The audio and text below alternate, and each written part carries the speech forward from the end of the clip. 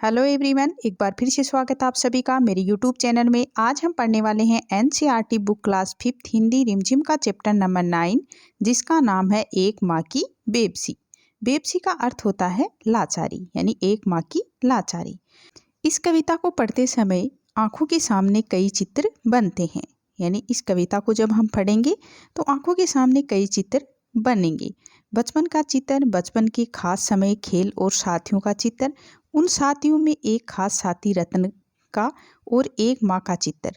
यानी इस कहानी को जब हम पढ़ेंगे तो जो एक रतन नाम का लड़का है जो बोल नहीं पाता है, बोलने में असमर्थ है, उसका और एक माँ का चित्र इस कहानी में हमारे सामने, हमारी आंखों के सामने आएगा।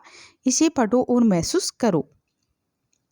कविता धीरे धीरे पढ़ने की चीज़ है, इसे मन में उतरने में काफ़ी समय लगता है। यानी जो कविता है वो धीरे धीरे पढ़ने की चीज़ है और उसे मन में उतरने में काफ़ी समय लगता है। कभी कभी तो वर्षों बाद हम बचपन की पीढ़ी कविता पढ़ते हैं तो लगता है कि पहली बार पढ़ा है इसे। कविता पढ़ने के बाद मन के किसी कोने में घर बना लेती है। यानी कविता को पढ़ने के बाद मन में किसी कोने में हम, यानी हमारे मन के किसी कोने में घर बना लेती है। किसी मौके पर वह उभर आती है और जब मौका आता है तो वो सामने आ जाती है, उभर आती है। कविता कहानी सबके साथ ये होता है, इसलिए हमें इससे चिंतित होने की ज़रूरत नहीं कि कविता एक बार में पूरी तरह समझ में आ रही है या नहीं। अगर उससे सिर्फ एक चित्र ही उभरता है तो भी कविता कामयाब है, यानी सफल है। तो चलो अब हम कविता का अध्ययन करते हैं।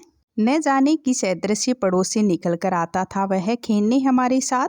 रतन जो बोल नहीं सकता था खेलता था हमारे साथ। एक टूटे खिलौने की तरह, दिखने में हम बच्चों की तरह था वह भी एक बच्चा, लेकिन हम बच्चों के लिए अजूबा था क्योंकि हमसे भिन्न था।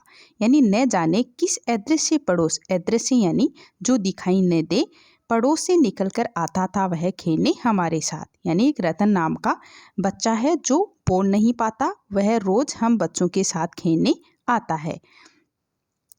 खेलता था हमारे साथ, जो हमारे साथ खेलता था एक टूटे खिलौने की तरह। यानी रतन है वो एक टूटे हुए खिलौने की तरह हमारे साथ खेलता था।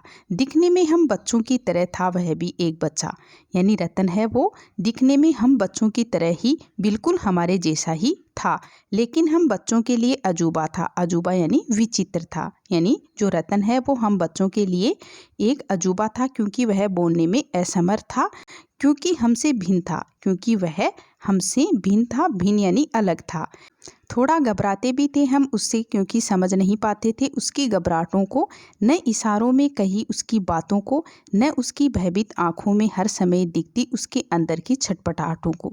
यानी कवि यहाँ कह रहा है कि थोड़ा घबराते भी थे, यानी हम थोड़ा उससे घबराते थे क्योंकि समझ नहीं पाते थे। यानी हम उसे समझ नहीं पाते थे, उसकी घबराहटों को, यानी उसकी घबराहटों को हम समझ नहीं पाते थे। न इशारों में, इशारों यानी संकेतों में, कही उसकी बातों को, यानी ना ही उसकी घबराहट को और ना ही इशारों में कही गई उनकी बातों को।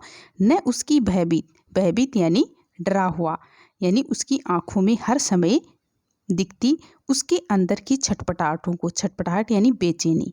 यानी कवि कह रहा है कि हम उन्हें बिल्कुल नहीं समझ पाते, उसकी आंखों में हमेशा एक भय समाया रहता था, हम उसे भी नहीं समझ पाते थे। जितनी देर वह रहता पास बैठी उसकी माँ, निहारती रहती उसका खेलना। अब जैसे जैसे कुछ बेहतर समझने लगा हूँ उसकी भाषा जो बोल नहीं पाते हैं, याद आती है रतन से अधिक उसकी माँ की आंखों में झलकती उसकी बेबसी। यानी कवि कह रहा है कि जितनी देर वह रहता पास बैठी उसकी माँ, यानी जब तक हमारे साथ वह खेलता है उसकी माँ उसके पास बैठी रहती है। उसकी नज़र हमेशा खेलते हुए रतन पर ही होती थी। यानी जब मैं बहुत ही छोटा था और बहुत कुछ समझ नहीं पाता था।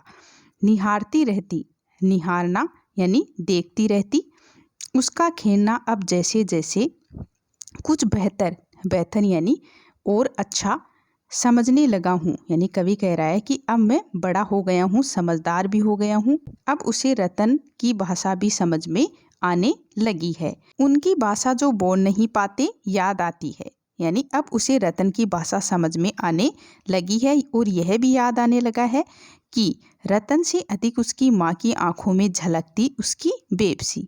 झलकना यानी दिखती है, बेबसी यानी लाचारी। यानी कवि कह रहा है कि कैसे उसकी माँ बेबस आंखों से यानी लाचार भरी आंखों से अपने गूंगे बच्चे को यानी रतन को निहारती थी। यानी कवि कहता है कि रतन से भी ज़्यादा बेबस यानी लाचार उसकी माँ थी। यानी इस कविता में कवि है वो बड़ा होकर एक गूंगे बच्चे की माँ की पीड़ा है वो महसूस करने लगा है। तो गाइज हमारा जो चैप्टर है माँ की बेबसी, तो इसका हमने अच्छे से अध्ययन किया है। और अगर आपको मेरा ये वीडियो अच्छा लगा हो तो प्लीज़ चैनल को सब्सक्राइब करें, वीडियो को लाइक करें और बेल आइकन की घंटी को दबाएं ताकि मेरी आने वाली वीडियो का नोटिफिकेशन आपको मिलता रहे। Thank you guys.